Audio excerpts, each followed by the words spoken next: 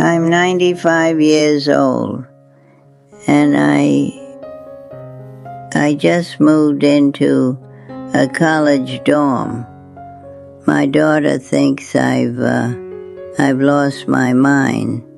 The nursing home director called it highly irregular, but the 3 22-year-old girls I live with, they call me their best roommate, and I'm about to tell you why this insane decision is the only reason I'm still alive. Before you close this video thinking, this old lady's gone crazy, 3 months ago, I was you. I was right where you are. Maybe you're looking at brochures your kids left on your kitchen table. Maybe the stairs are getting steeper, the house is getting quieter, and you can't do this alone much longer. I was there, sitting in that nursing home lobby, beige walls, that smell, and I thought, if this is what being 95 looks like, I'd rather die. So I did something nobody expected. My name is Sylvia, but the students call me Grandma Sylvie. For 70 years, I lived in the same house, same bedroom where my husband, where he stopped waking up one morning. After he died, the house got loud. Not noisy, loud. The silence, it screamed at me. The fridge humming, the clock ticking, the mailman walking past because, well, nobody writes letters anymore. Then my knees gave out, just gave out. Not dramatically, just slowly, you know, like a door hinge rusting shut. One Thursday, I fell on the basement stairs. Not badly, just sat down hard. But I couldn't get up.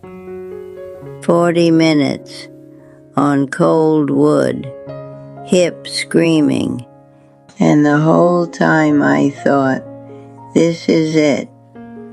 This is how it starts. You know what scared me more than falling? The silence after. Nobody called. Nobody knocked. If I'd cracked my skull, I would have just stayed there.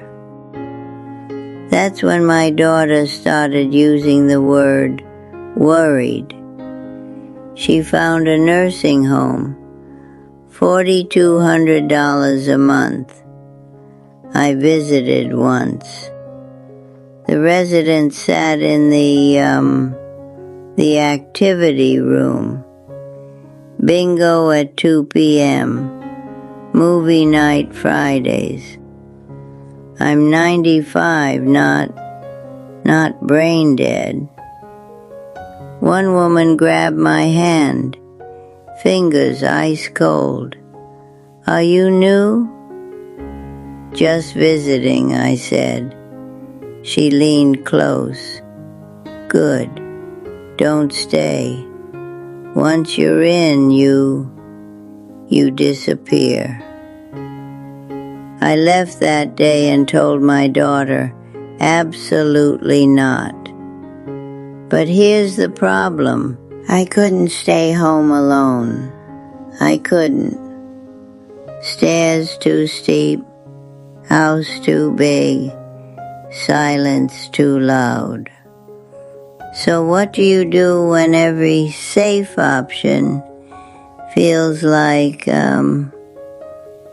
giving up? You make one that sounds completely ridiculous. I saw the flyer at the library. Roommate wanted. Cheap rent. Must be okay with irregular hours and loud music. I stared at it for 5 minutes. Then I called. Wait, how old are you? 95. Long pause. Are you serious? Dead serious. You need rent money. I need someone around if I fall. Okay, when can you move in? That was 4 months ago. Now I live with 3 22-year-olds, Jess, Anika, Sophie. They pay $400 each. I pay $500. And here's what nobody tells you about living with college girls. It's chaos. Complete chaos. Jess blasts Billie Eilish at 11 p.m. Anika cooks curry at midnight. Sophie brings home guys who freeze when they see me drinking tea. Hi, ma'am. Her name's Grandma Sylvie, Sophie says. I don't care about random boys or loud music. I care that I'm not alone wondering if anyone would notice if I died. And when I do need help, it's right there. Last week, Anika had a breakdown, failed her midterm, crying at 2 in the morning. I made her tea, didn't say much, just sat. Thanks, Sylvie. My mom would have just yelled at me. Your mom's not here, I am. In a nursing home, someone would have brought me my tea, but I wouldn't have been able to make tea for someone else.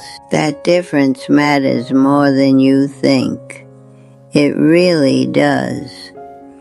Here's what I figured out. People don't need care. Not really. They need witnesses.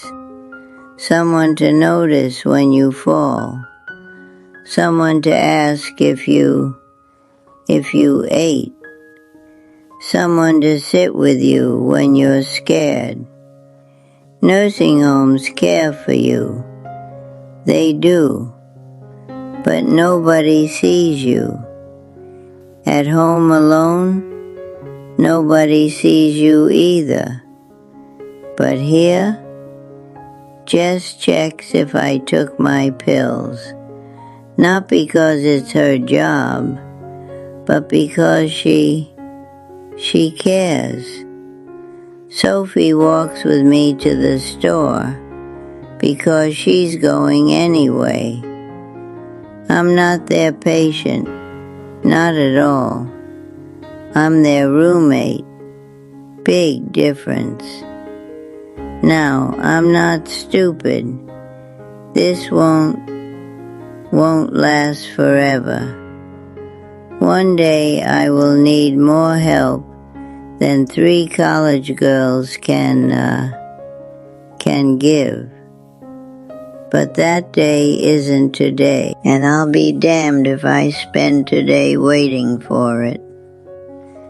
Last Sunday, Jess had friends over. Wait, who's the old lady? That's Sylvie. She lives here. Like your grandma? No, our roommate. Jess said something I'll never forget. Best roommate I've ever had. Doesn't steal food. Always home if I forget my keys. Makes incredible banana bread. I don't bake for them because I have to.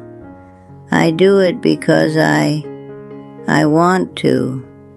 Because they let me be a person, not a patient. If you're watching this scared of being alone, scared of losing independence, listen, nursing homes aren't evil. They're not. Sometimes they're necessary, but they're not your only option. Look around.